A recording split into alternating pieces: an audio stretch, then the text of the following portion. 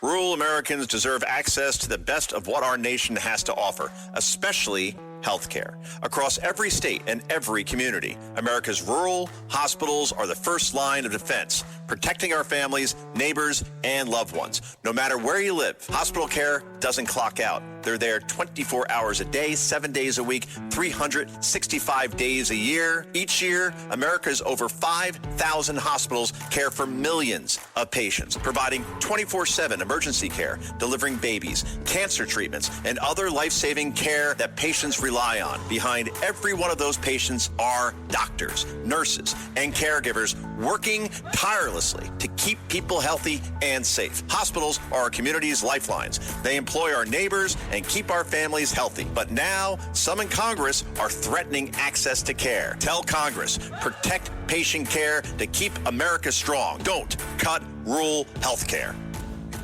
Listen, all you New Yorkers. Excuse me, taxi. Okay, man, we're looking around. This is the 77 WABC minicast. And you're diving headfirst into the deep end of the Stone Zone. I had dinner with the President of the United States at his palatial estate, Mar-a-Lago, on Saturday night. The dinner is, of course, off the record, but he appeared rested, confident. It was a somewhat somber but very talkative on a day in which he totally, dramatically reshaped global power. Donald Trump delivered one of the most forceful demonstrations of focused American strength in modern history.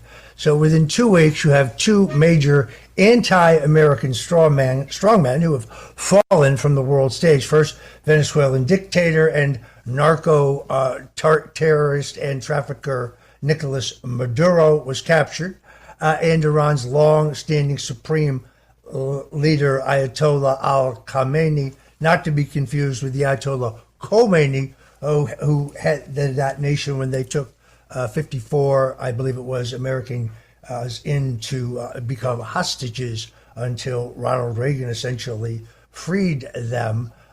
This guy is with us no more. Iran itself confirmed the supreme leader's death and declared national mourning. For decades, of course, Iran openly called the United States the Great Satan, funded terrorism across the Middle East, and pursued nuclear weapons. President Trump called their operation a matter of justice and said it offered the Iranian people their best chance in generations to reclaim their history. I think their brutal murder of their own citizens, which they were brazen about, mass executions, the brutality of their regime helped hasten its end, and their record of killing Americans, carrying Americans all the way back to the attack on the Marine barracks in Beirut, the World Trade Center, and elsewhere. So, but it is also not inconsistent with Trump's the fact that he was elected as an anti-war president. Trump is still at heart, I think, a non-interventionist. And what we've seen in Venezuela, what we saw the first time in Iran, what we now see again in Iran is measured, limited, lethal, effective use of America's strength without troops on the ground, without massive increases in defense spending, without hundreds of thousands of U.S. casualties, essentially endless foreign war. Yes, it may temporarily excite Senator Lindsey Graham, who, let's face it, never saw a war he didn't like, Mr.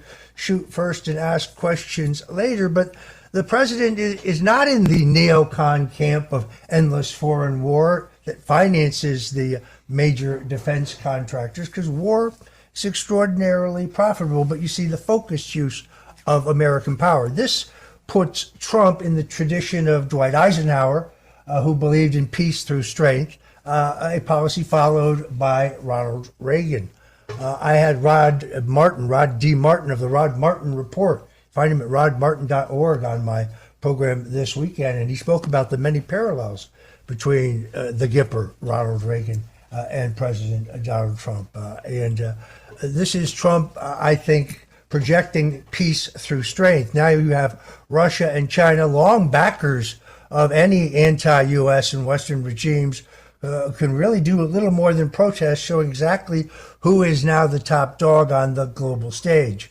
Trump destroyed China when he took control of Venezuelan oil output, 80% of which was going to the communist Chinese. The rest of it was going to Cuba. And now he has deprived both of those regimes. Some experts think that China's overall access to cheaply priced oil, because they were paying little for it, now they can get oil, but the price will drive them wild. So when people say it's about oil, yes, Trump has usefully used our control of oil to both thwart the brutal regime in Cuba and also to deal a blow to the Chinese. Moscow condemned the strike, but they offered no real protection to their allies in Iran as they're bogged down in their own conflict, of course, with Ukraine. Trump administration clearly picked an opportune time to strike. The thing about Trump is, of course, that he'll always negotiate. He has sent good faith negotiators. Before long, his negotiators figured out that they were just being played for time, that those they negotiated with had no intention of coming to any reasonable agreement. Trump's demands were clear. They had to abandon any thought of nuclear-powered weaponry. They had to be able to restrict any nuclear development to clearly domestic purposes like creating electricity. Much of the country doesn't have running toilets, never mind electricity. We lose sight of that fact. The White House says the campaign ahead of schedule for Trump is going to the White House says the campaign ahead of schedule, targeting leadership networks rather than launching other endless nation-building warfare. Yes, this is from their statement. Regimes that threaten America, I think, understand, however, that there are consequences, and those consequences with Donald Trump is real. General Michael Flynn was on my program this weekend, and Flynn not only was of course, Donald Trump's national security advisor, like me, framed in the Russian collusion hoax where he did nothing wrong, but he was also the head of the Defense Intelligence Agency, also served as the head of Central Command J-12. He was the head of intelligence of Afghanistan and the head of intelligence for all special operations in the Middle East during both the wars of Iraq and Afghanistan. He was deeply involved in planning and the operations for multiple Iran constituencies. Was with me on Sunday and commented about the decisiveness of Donald Trump, the decisiveness in which he makes decisions, as he did in these three instances, yet we don't find ourselves bogged down in yet another expensive foreign war. What's interesting, also David Schoen pointed this out, is the way Trump uses not only his military power in a rebuilt military under Pete Hegseth, but also his economic power against the Chinese. As we play catch-up ball out going after rare earth minerals, he's strangling the communist Chinese over their lack of oil. It is nothing short of brilliant.